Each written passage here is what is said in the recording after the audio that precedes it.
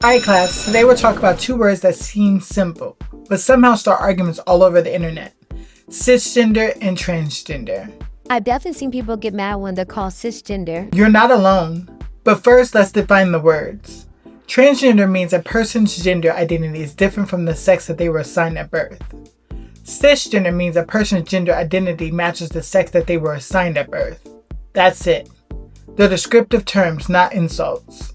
So if someone was assigned female at birth and identifies as a woman, they're cisgender? Exactly.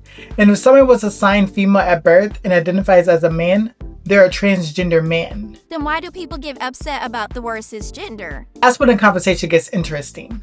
For a long time, many people thought of themselves as simply normal, and everyone else had a label.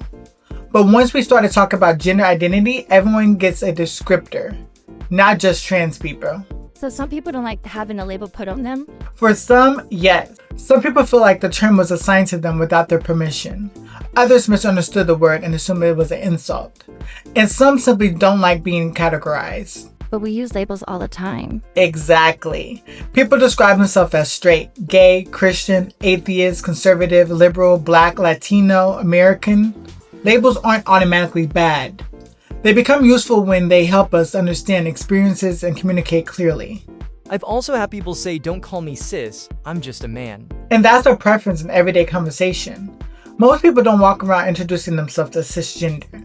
The term usually used when discussing gender identity broadly. Just like you might say right-handed or left-handed when comparing experiences. So why does this become so controversial? Because labels can make people uncomfortable. Some people are fine with labels when they're applied to others, uncomfortable when they apply to themselves. And sometimes debates about words become stand-ins for bigger conversations about identity, culture, and social change. So the goal is enforcing labels on people. Right. The goal is understanding, knowing what words mean, respecting how people identify, and recognizing that words can help us talk about experiences without making everyone less human. So cisgender is an insult. Nope, it's simply the counterpart to transgender. One isn't better than the other.